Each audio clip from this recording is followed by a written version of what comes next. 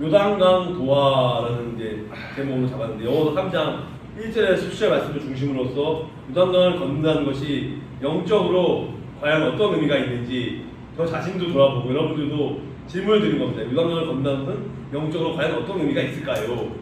그래서 오늘은 그걸 주제로 이제 말씀을 나누겠는데 중요한 거는 1절에 보면은 앞에 그런 말이에요. 여호수아가 아침에 일찍이 일어나서라는 말이 나오는데 왜 아침에 일찍 일어났을까요? 그 아침 시간이 아니더라도 낮에도 있고 점심때도 있고 저녁때도 있고 밤에도 있고 새벽에도 있는데 하필이면 왜 아침에 일찍 일어났을까? 제가 생각을 해봤는데 설교 말씀 준비하면서 고민을 해봤는데 그만큼 아침 일어나서 하나님을 먼저 찾고 기도하고 말씀으로 시작했다는 의미입니다. 왜냐하면 아침에 일찍 일어나는 게 중요해요. 그렇지만 어떤 사람들은 아침에 일찍 일어나서 말씀을 안 하고 신문을 보거나 자기 할 일을 준비를 해요. 물론 그것도 의미가 있죠. 그렇지만 영적으로 봤을 때는 하나님 볼 때는 아무 의미가 없는 거예요. 그러니까 중요한 거는 첫 번째 아침에 일찍 일어나는 게 중요해요. 그렇지만 두 번째 중요한 거는 아침에 일찍 일어나서 말씀을 묵상하고 기도하고 요단강을 건너는 것을 준비했다는 것이 아주 중요한 사실입니다. 그것이 영적으로 가장 우선적인 거고요. 그러면 오늘 본문 1, 2절 말씀을 제가 다시 한번 공독해 드리겠습니다. 본문 1, 2절입니다. 이튿날 여호수아는 아침 일찍 일어났습니다. 여호수아는 이스라엘 백성과 함께 시팀을 떠나 요단강까지 갔습니다. 그리고 강을 건너기 전에 그곳에 진을 쳤습니다. 2절입니다. 3일 후에 지도자들이 진 사이로 돌아다니면서 라고 이렇게 말씀이 나왔는데 여기서 중요한 것은 1절 하반부에 이런 말이 나옵니다. 요단에 이르러 건너가기 전에 거기에서 유숙하다라고 말이 유숙하다는 말은 어떤 의미냐? 유숙하다 너무 어려운 말. 유숙하다는 말을 쉽게 한글로 풀이해서 말씀드리면 잠시 며칠, 2, 3일 동안 며칠을 거기서 잠자고 숙소에서 지낸다는 의미입니다. 그런 의미이고요. 여기서 이스라엘 백성들은 여기 나온 것처럼 시팀 골짜기를 떠나서 요단 강가에 도착하여 그곳에 이미지로 거처를 마련하고 며칠 밤을 보냅니다. 아마 며칠 밤을 보내는 게 영적인 의미가 준비하는 의미가 있을 것으로 나옵니다. 그래서 여호수아는 아주 부지런했고 준비를 철저하게 많이 완벽하게 준비를 했습니다.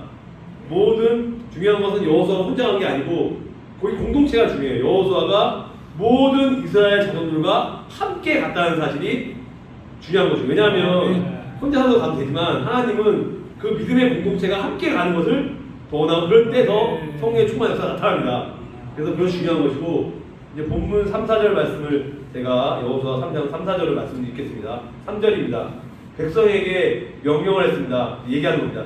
여러분은 이제 제사장들과 레위 사람들이 여러분의 하나님 여호와의 언약궤를 메고 가는 것을 볼 것입니다. 그러면 여러분들은 지금 있는 곳을 떠나서 그 뒤를 따라가십시오. 이렇게 말씀하시고 4절에는 이제 이렇게 얘기합니다. 이제 여러분은 지금까지 한 번도 가본 적이 없는 그 길을 가게 될 것입니다. 그러나 중요한 것은 언약궤를 따라가면 이제 어느 길로 가야 할 것인가를 알 수 있습니다. 왜냐하면 언약궤를 따라가지 않으면 알 수 없고 언약궤를 꼭 따라가야만 어느 길로 가야 할 것인가를 알 수 있을 것입니다. 그리고 언약궤를 너무 가까이에 두지 말고요. 그것을 2,000규빗 정도의 거리를 띄워서 2,000규빗 정도의 거리를 두고 따라가셔야 됩니다라고 이렇게 3, 4절 말씀에 이렇게 나오고 있습니다. 여기서 중요한 것은 이 본문 3절 말씀에서 이런 말이 나옵니다. 3절에 보면 레위 사람 제사장들이 하고 언약궤 매는 것을 보거든이라는 말이 나오는데 여기서 중요한 건 언약궤가 중요한 거예요. 언약궤가 이것을 중요하게 생각하지 않고 소홀히 하는 사람들이 있는데 이것은 언약궤에 말씀이 들어있기 때문에 상당히 중요한 것입니다. 원래 언약궤는 원래 그 레위 지파의 그 하나님 선택하신 레위 지파의 고앗 자손들이 어깨에 매요. 근데 여기서 중요한 것은 이게 어깨에 매지 않고 이것을 질질 끌고 가거나 어깨에 매지 않고 들고 가거나 뭐 다른 자세로 가면 하나님은 자세 분량을 안 받아줘요. 왜냐면 물론 외모를 보지 않고 중심을 취하신 하나님이지만 오늘날 사람들이 착각하는 게 있어요. 뭐냐면 본질이 중요해요. 그렇지만 겉에 보이는 모습이 양복이 아니더라도 깨끗하게 이제 입고 오는 이유가 하나님께 잘 보이는 마음, 태도, 그리고 이 겉모습을 보고 믿지 않는 자들이 예수 믿는 사람들은 그러니 이렇게 목사님들 양복 넥타이 메고 성신도들은 옷을 깔끔하게 입는구나. 나도 그런 예수 믿고 싶다. 근데 만약에 아무리 예수 잘 믿어도 옷을 아무렇게나 입으면 이런 생각이 들어요. 안 믿는 사람들. 아, 예수 믿는 사람들은 형편없는 사람들이구나. 편견을 갖게 돼. 물론 그렇게 생각하는 게 잘못이긴 하지만 우리가 그런 원인을 제공하면 안 돼. 그렇기 때문에 그것이 중요한 것입니다. 그래서 저는 여기서 언약궤를 메고 가는 것이 중요하다고 생각하고 메고 운반하도록 그런 규칙이 되어 있습니다. 이게 민수기 4장 4절에서 15절까지 말씀에 시간공에서 읽지 않겠습니다. 민수기 4장 4절에서 15절까지의 말씀에 자세히 나와 있습니다. 하지만 특별한 경우에는 예외적으로 제사장들이 직접 운반하기도 했습니다. 언약궤는 어떤 의미냐? 하나님의 임재. 하나님의 임재는 하나님의 영광이 나타나고 임재가 성령의 역사가 나타나는 임재가 임하는 것이 언약궤를 그것을 상징하는 상자예요. 상자. 네모난 상자를 얘기하는데 상자 안에 있는 내용물이 말씀을 하나님의 임재를 의미하는 것이죠. 그래서 광야에서 구름기둥과 이 말씀의 구름기둥과 불기둥은 성령입니다. 낮에는 구름기둥으로 말씀으로 하고 밤에는 추우니까 또 불기둥으로 성령으로 움직이면 말씀과 성령이 움직이면 이스라엘 백성들이 따라 움직인 것처럼 따라 움직였습니다. 그래서 가나안 땅에 들어갈 때는 이 백성이 제사장들의 언약궤를 메고 따라갑니다. 반드시 그렇게 따라가야 되는 것입니다. 한 명이라도 나오자 하는 것을 따라가지 않으면 역사는 가지 않습니다. 다 분명히 그 법을 지켜야 되는 것입니다. 그래서 그 뒤를 따르라. 그래서 이스라엘 백성에게 언약궤는 하나님이 그들 가운데 계셔서 인도하신다는 임마누엘 하나님이 그들 가운데 역사하십니다. 그래서 하나님이 그들 가운데 계셔서 인도하신다는 표시했기에 언약궤를 반드시 따라가야 했습니다. 여기서 따르다는 말은 어떤 말이냐? 영적인 의미가 중요해요. 따르다는 말은 하나님의 말씀에 철저하게 순종한다는 의미입니다. 왜냐하면 하나님이 이렇게 생각해요.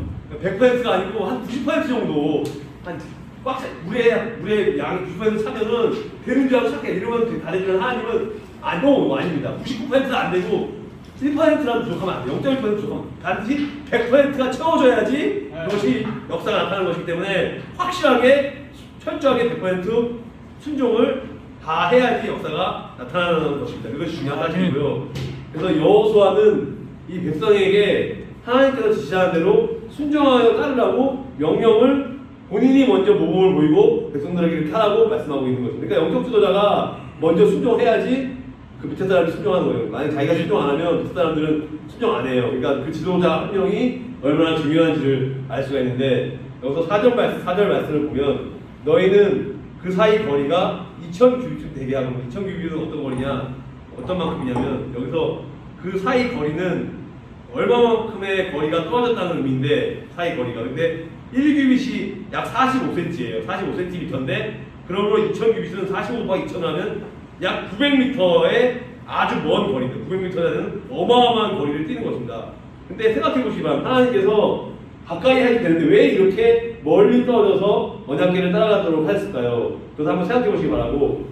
왜냐하면 어떤 의미냐? 여기 본문에서는 하나님이 거룩하신 분이고 우리가 하나님 곁에 가까이 갈 수 없는 구약 시대에는 하나님을 보면 죽어요. 하나님을 볼 수가 없기 때문에 하나님은 그만큼 거룩하시고 무서운 분이기 때문에 죄인인 그들이 감히 가까이 할 수 없는 분이기 때문에 거리를 떨어져서 갔다는 의미입니다. 일정 거리를 두어서 중요한 것은 이스라엘 백성이 하나님에 대한 경외심, 하나님 존경하고 예배하는 경외심 마음을 갖고 아주 겸손한 마음으로 납작 엎드려서 이 언약궤를 경건한 마음으로 언약궤를 따라가게 하셨습니다. 그래서 또 다른 이유는 하나님이 선두에서 이스라엘을 위해서 큰 능력을 행하신 것을 보여주기 위해서 모든 백성이 그것을 보고 하나님은 위대하신 하나님이구나 능력의 하나님이구나를 느끼게 하기 위해서 하나님을 더 의지하여 따르도록 하기 위해서 그렇게 훈련 차원에서 그렇게 한 것이고 이스라엘 백성들이 훈련을 잘 받은 것이죠. 그러면 오늘 본문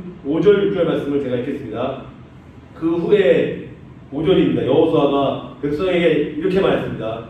여호와를 위해서 성결하게 하십시오. 자신을 거룩하게 하십시오. 그러면 내일이면 여호와께서 여러분들에게 아주 놀라운 일을 행하게 하실 것입니다. 그래서 6절에 그리고 여호수아는 제사장들에게 이렇게 얘기했습니다. 이 언약궤를 메고 백성들 앞에서 반드시 언약궤를 메고 백성들 앞에서 강을 건너시오. 그러자 제사장들은 백성들 앞에서 그 언약궤를 어깨에 메고 갔습니다. 순종해서 갔다고 말씀이 나오고 여기 5절을 보면은 너희 자신을 성결하게 하라, 거룩하게 하라.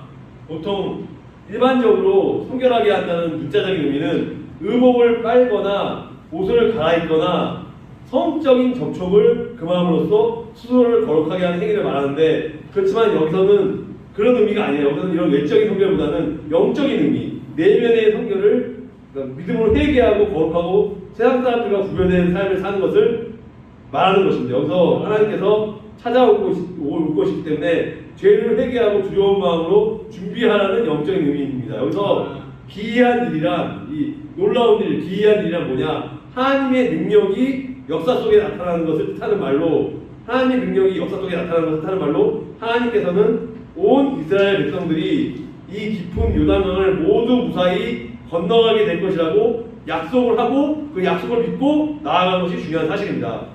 그래서 그 다음에 본문 7절, 8절 말씀을 제가 봉독해 보겠습니다. 7절에 이렇게 나와 있습니다. 그때 여호와께서 여호수아에게 말씀하였습니다.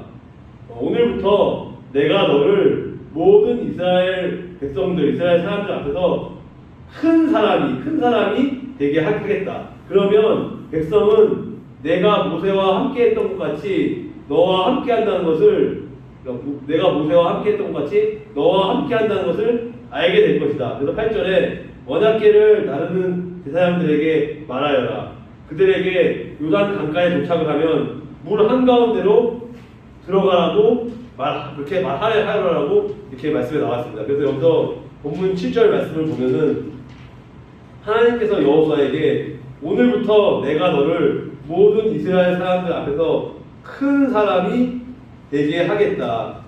아주 유명한 큰 사람이 되게 하겠다. 그래서 내가 너와 함께 한다는 것을 백성들이 알게 될 것이라고 말씀하신 것입니다. 본문 8절 말씀을 보면 요단 물가에 이르거든 요단에 들어서라는 말이 나오는데, 여기서 이 요단강물이 멈추는 기적을 체험하기 위해서는 먼저 제사장들의 아까 말한 것처럼 영적 지도자들의 순종이 믿음으로 순종과 같이 먼저 필요했고, 이 언약궤를 메고 백성 앞에서 나아가던 제사장들이 먼저 자신들의 발을 요단강에 담그는 그런 담대한 믿음을 보여주어야 하는 것이고 보여줬고, 그래서 백성들이 그런 믿음을 따라갔다는 사실입니다. 그래서 하나님께서는 40년 동안에 이 광야 생활 중에서 많은 고난을 통해서 구름 기둥과 말씀의 능력, 그리고 불기둥, 성령의 능력을 불기둥으로, 낮에 구름 기둥, 밤에 불기둥으로 이스라엘을 지켜주셨고, 이끄시며 지켜주셨고, 하나님의 인도를 따르도록 훈련을 시키셨고,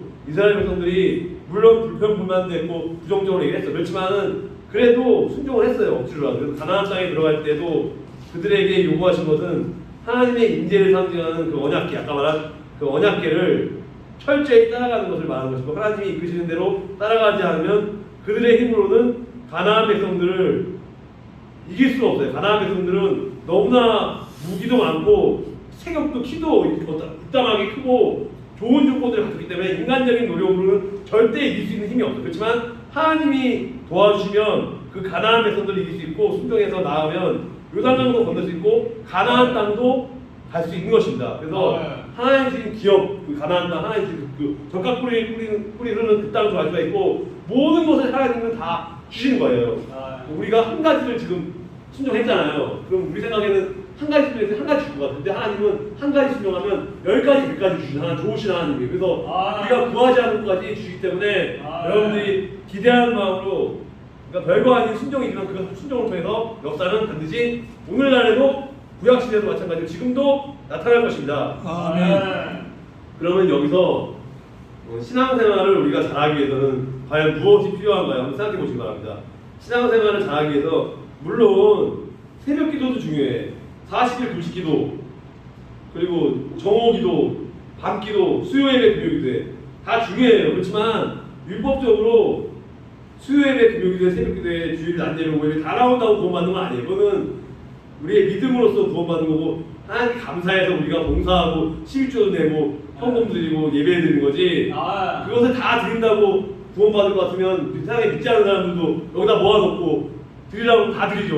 왜 못 드리겠어요? 그 사람들 앉아서 하라고 하면 다 해요. 하지만은 그건 의미가 없는 거고, 그러면 나의 열심과 능력도 아닌데, 결국은 얼마나 예수님을 철저히 의지하여 순종하여 잘 따르냐가 신앙생활의 성공과 실패를 좌우하게 되는 것입니다. 그래서 우리의 목자 대신 예수님을 잘 따라다니면 양들인 우리는 생명을 얻고 복된 삶을 살게 됩니다. 그리고 나는 한번 점검해 보시기 바랍니다. 자기 자신이 점검해야 돼요. 그러니까 나의 담임 목사님도 나의 어머니 아버지도 어느 누구도 점검해 줄 수 없고 조언해 줄 수 있지만 자기가 매일 살아가면서 예수님의 말씀을 잘 듣고 순종하여 따르고 있는가, 과연 내가 내 생각과 경험대로 욕심대로 살고 있는가, 말씀에 비추어서 내가 잘못한 것이라면 나 자신을 되돌아보고 점검하고 회개하고 믿음으로 나아가면 용서해주고 복을 주시고, 성도는 세상과 구별된 성도는 예수 그리스도의 말씀에 철저하게 순종하여 믿음으로 나아가는 그리스도의 제자의 삶. 여기서 제자라는 것은 증인인 거, 증인, 그리스도의 증인 제자. 사도행전 1장 8절에 나온 것처럼 우리가 그리스도의 제자 증인으로 땅까지 이르러 내 증인이 되리라 말씀같이 우리가 제자로서 어떻게 살아가고 있는가. 물론 옛날 코로나 시대 전에는 뭐 사랑의 교회 분들께서 제자훈련이나 CC에서 제자훈련을 많이 했어요. 근데 요즘에는 많이 식어서 지금도 하긴 하는데 좀 줌으로 인터넷으로 하는데 옛날처럼 효과가 없어요. 원래 제자훈련은 직접 얼굴을 대면하고, 예배도 마찬가지예요. 성경 공부 같은 제자훈련은 얼굴을 대면하고 해야지 효과가 있는 거지. 예배도 마찬가지인 겁니다. 중 예배가 나쁘다는 얘기는 아니고, 그렇지만은 핵심은 그럼에도 불구하고 우리는 주일날이나 교회 성전에 나와서 기도하고 예배하고 제자훈련을 해야 되는 거고, 또 제자훈련을 하는 거는 철저하게 해야 돼요. 그러니까 목사가 할 때 너무 어렵게 하면 안 되고, 등급을 나눠서 초신자한테는 아주 쉽게 하고, 그다음 직분자들한테는 직분자들에 맞게 또 하고, 목사님들은 또 목회자 생각을 통해서 3단계, 4단계 나눠서 수준에 맞춰서 해야 된다고 생각하는데, 그래서 우리 교회는 물론 작은 교회고 여기 온 지 얼마 안 돼요. 그렇지만은 우리도 교회가 좀 커지고 좀 많아지면은 제자훈련을 앞으로는 우리 유 목사님 중심으로서 강 목사님이랑 저하고 이제 앞으로 제자훈련 할 건데, 그래갖고 물론 제자훈련도 중요해요. 그렇지만은 이렇게 하면 소용이 없어요. 제자훈련을 하고 지식적으로만 성공하고 집에 돌아가서 잊어버리고 내 마음대로 살아가, 그런 의미가 없고, 이걸 내가 메모를 해서 제자훈련을 해갖고 이제 메모를 해갖고 나한테 마음에 와닿는 부분 있죠. 와닿는 부분을 실제 삶에 가서 적용시키고, 오늘 목사님이 해준 설교 말씀을 갖고 적용을 시키면